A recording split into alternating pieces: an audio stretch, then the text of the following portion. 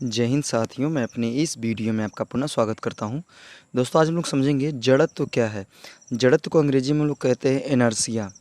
अगर बात करें जड़ शब्द शब्द की उत्पत्ति, तो जड़त्व जो शब्द है इसकी उत्पत्ति जड़ता से हुई है। अगर बात करें जड़ता का जो अर्थ होता है, जड़ता का अर्थ क्या होता है, तो जड़ता का अर्थ होता है स्थिरता, या कह सकते हैं इसी को अपरिवर्तनीयता।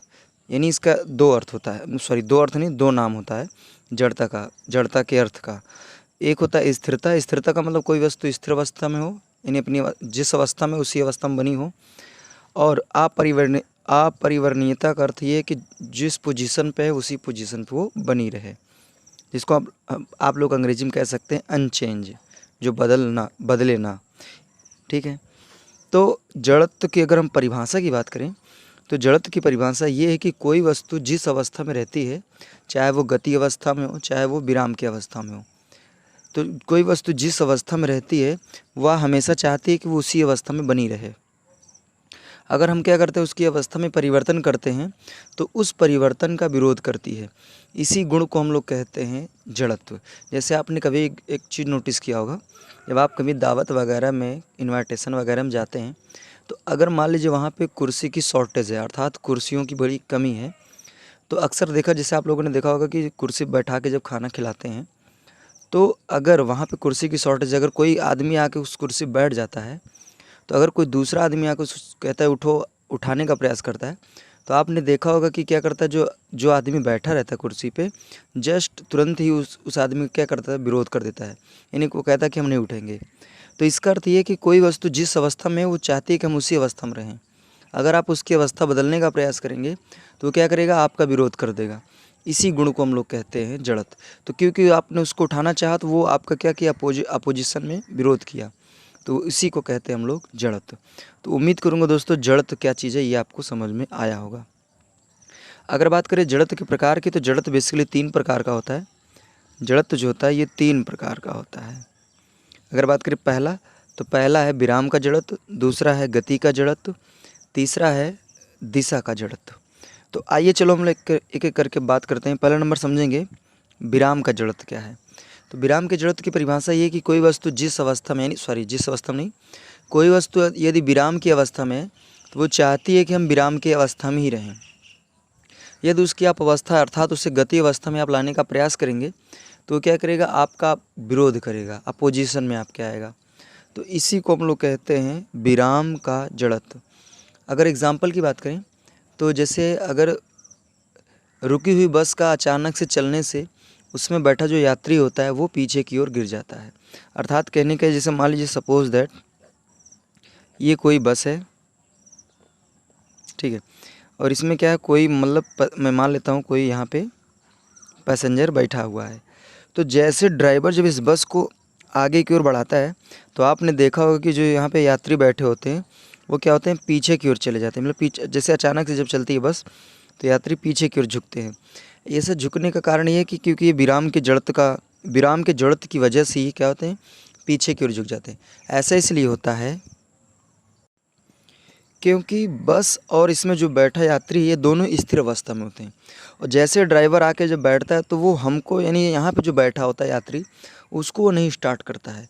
इस ड्राइवर क्या करता है, बस को स्टार्ट करता है। तो बस क्या होती है, वो गति अवस्था में आ जाती है। लेकिन हम क्या होते हैं, हम तो अपनी पुरानी अवस्था में ही बने रहते हैं, जिस वजह से क्या होता है कि हम लोग पीछे की ओर गिर जाते हैं। तो अगर कोई गाड़ी अचानक जब चलती है, तो उसमें जो यात्री बैठे होते हैं, जब वो पीछे की ओर झुकते हैं, तो इसी को हम कहते हैं विराम का जड़त्व। या फिर आप एक एग्जांपल और समझ लीजिए। आपने कभी बचपन में खेला होगा। जैसे मान लीजिए सपोज दैट कोई बोरी है, बोरी पे अगर आप मान लीजिए आप खड़े हो जाइए या बैठ जाइए बिना बोरी को पकड़े।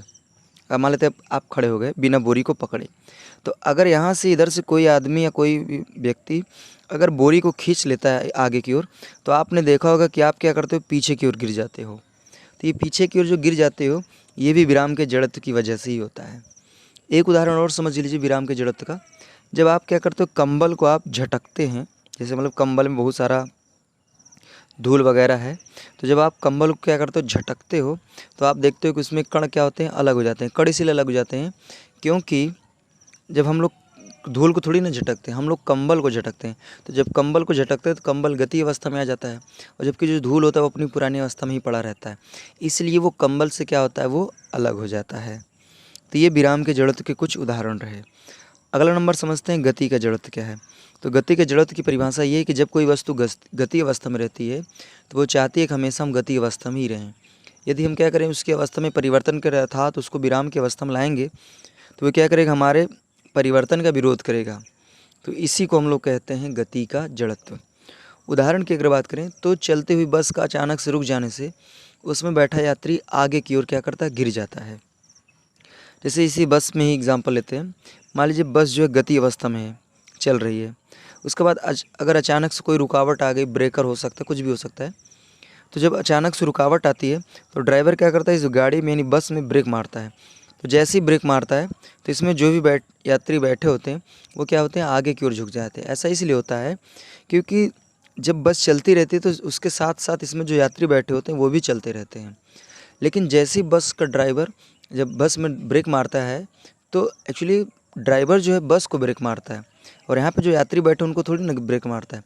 तो वो भी क्या होता है, जब बस के साथ चलते रहते हैं, जब वो बस को ब्रेक मारता है तो बस तो क्या होती है, अपनी विरामावस्था में आने का प्रयास करने लगती है।